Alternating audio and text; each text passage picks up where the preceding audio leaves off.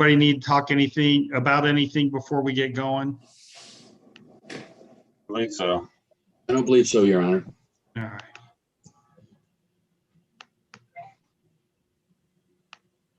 Let's be on the record then in case number 2021 CR 29, captioned State of Kansas versus Brian Washington. Would the parties announce their appearances, please? May it please the court, Your Honor, the state of Kansas appears through Assistant District Attorney Mark Brinkworth. May it please the court, the defendant appears with his attorney via Zoom. All right. We are here set down for sentencing today.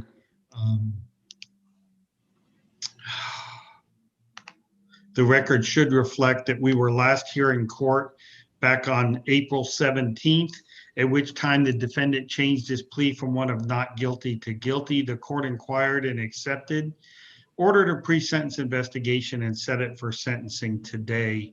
I've received that pre-sentence investigation. The critical findings are as follows. The sole count of conviction is one of possession of methamphetamine. That is a severity level 5 non-person drug felony. The defendant's criminal history score was found to be that of A as in Adam. That would leave him with a presumption of prison and a presumed underlying range of 37, 40, or 42 months. If he has to do that time, he'll be eligible for up to 20% good time credit and subject to a post-release supervision term of 12 months.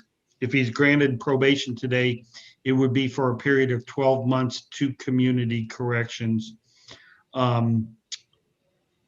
This was a drug offense. There were consideration for drug court. However, given the defendant's criminal history, he was not eligible for that program. I will ask you first, Mr. Brinkworth, did you have an opportunity to review the PSI? Any additions, corrections, or challenges to those findings? Yes and no, Judge. All right. Mr. Long, you filed a motion. First things first, any challenges to the findings of the pre-sentence investigation? No, Your Honor, I've reviewed the pre-sentence investigation with Mr. Washington, and it is accurate. All right. Given that there's no challenges, I will adopt the findings of the PSI for today's hearing. Mr. Long, you filed a motion for departure. Would you like to be heard on that today? Yes, I would, Your Honor. Please. Your Honor, the parties agreed in this case to jointly recommend a dispositional departure to probation. Part of the basis of that was Mr. Washington was evaluated prior to entering his plea in this case. So not only has Mr. Washington accepted responsibility for what he did, he has, since he's been released, been participating in outpatient treatment as recommended in the pre-sentence investigation. He is excited about the opportunity to complete that treatment and put himself in a situation where he can be a productive member of society. We would ask the court to find that there is a substantial, compelling reason to depart from the sentencing guideline, or the presumptive period of disposition in this case. Mr. Brinkworth, I would hear your comments as to defendant's motion. Anything else touching upon sentencing? Judge, Mr. Long was right that we did agree to a departure to probation, or to recommend that, Judge, and we also agreed to the aggravated end of the sentencing box as the underlying sentence on that. So we'd ask that you follow the terms of the plea agreement. All right. Mr. Washington, now is your opportunity to tell me anything you want me to know in mitigation of your sentence today. Thought about it, or Okay, I just speak up because we are a little bit of distance from the I microphone. want to say I thought about it, and I have been participating in treatment, and I like it up in Chautauqua. I haven't got to see my family. Might have a job, you know. I've been staying clean, so. All right. Thank you very much. All right, Mr. Long, do you know any legal reason why I should not now proceed to sentencing? No, Your Honor. All right. I am going to follow the plea agreement and grant the defendant's motion for downward dispositional departure. I will adopt as substantial and compelling reasons for that departure, those set out in defendant's motion and mentioned in counsel's comments today. So therefore, for the crime of possession of methamphetamine, a severity level 5, non-person drug felony with a criminal history score of A, the defendant will be sentenced to the aggravated range of 42 months in the Department of Corrections. If he has to do that time, he'll be eligible for up to 20% good time credit and subject to 12 months of post-release supervision. His application for probation today is considered and it is granted to Community Corrections for a period of 12 months. One of the specific terms of the plea agreement is that he continue to follow the recommendations of his evaluation and any aftercare treatment recommended by his treatment provider. All right. So, Mr. Washington, tell me a little bit. I got to figure out some of these costs and fees. When you're not in inpatient treatment, are you employed? I haven't got employed yet, but I'm going to start looking today. I've been cutting grass and stuff, but I don't know if that counts. All right. But no issue with that. You don't have a disability or anything that keeps you from being gainfully employed. No, Your Honor, I should be able to get employment. All right.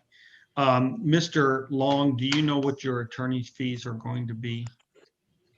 The attorney fees will be $1,076. All right. I have a question as far as the, and I really should get a definite answer about this. As far as the DNA collection, the defendant's last Kansas felony was in 2010. Can anybody venture a guess as to whether they were collecting DNA at that time? I cannot, Judge. I need to get that figured out because this question comes up every now and then. All right, here's what I'm going to do. I'm going to assess the court costs of supervision fee versus the defendant. I'm going to only charge the defendant with $200 of Mr. Long's fee because I think he may have to pay the KBI database fee. I'm going to list that as continued to be marked and payable. However, if it is determined that his DNA is already on file, he won't have to pay that. Mr. Jones, do you have any idea how long ago they started collecting DNA? I don't, Judge. All right. Let's if we can, I will do this. I will talk to some of the people that I know to find out when that is, and if you all could do the same. I would like to, because this seems to come up way too often in sentencing, and I really need to know when they started doing that, so when I can find that they already have DNA on file. All right. So anyway, we got court cost, supervision fee, $200 of Mr. Long's fee, and the KBI database fee. There won't be a fine in this case. Mr. Washington, if I were to order you while you're on probation to pay $75 a month towards that, that should get you paid off in probation, in time of your probation. Do you think that's something you could do? Yes, sir. I should be able to do that. I should be able to do that. Yes, sir. All right. I think that's reasonable. So $75 a month will be the court's order. All right, Mr. Washington, you have 14 days from today to appeal anything you don't like about your sentence. You also may be able to seek expungement after a period of time following successful completion of probation. As a convicted felon, it's prohibited for you to own or possess a firearm and certain kind of deadly cutting instruments like dirks, daggers, switchblades, basically knives that could be considered deadly weapons. Do you understand all that? I understand. All right. What do we know for jail time credit? 100 days, Judge.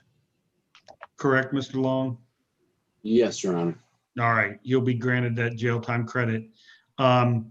Anything I failed to cover today, Mr. Brinkworth? Judge, the bids application fee. Waive that.